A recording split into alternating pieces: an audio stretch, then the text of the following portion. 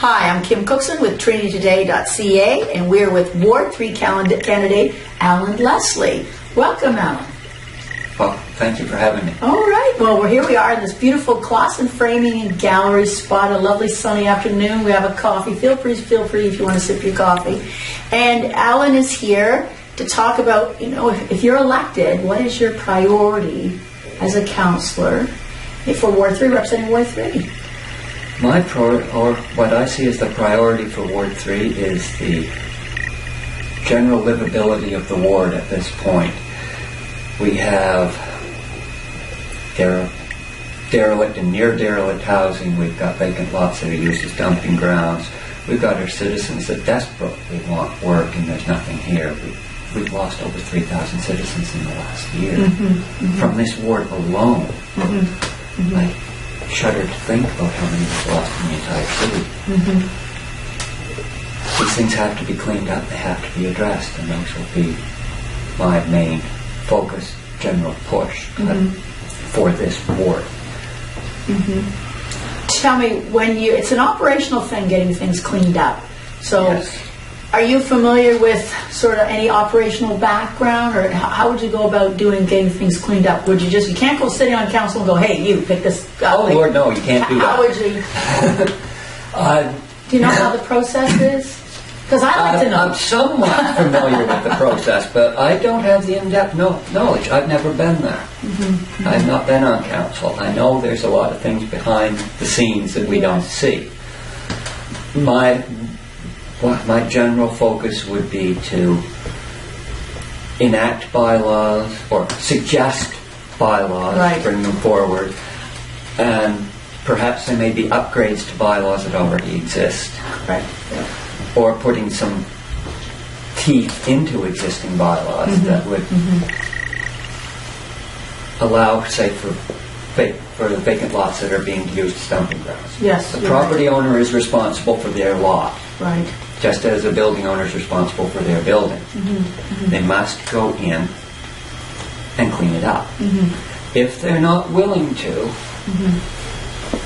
the city, after a certain length of time, be it 30 days, 90 days, 6 months, hopefully shorter than that, the city will go in, clean it up, send them the bill. That is a bill. That's not an addition to your property tax. It's a bill. You have 90 days to pay your bill, the same as you have 90 days to pay a bill from any business. If you have not paid that bill, you have forfeited your property. The city now owns it. The city can turn around and sell it to recoup our monies, not necessarily at market value, but to recoup our expenditures on it. Yes. I propose a very similar approach to owners of vacant, derelict, near derelict, or improperly cared for buildings, rental units, where in this ward especially a large number of our population live. Well, I live in Ward 3, so I totally understand. That's why I'm interested in this topic. I have lived in them as well. Some of them are not very nice.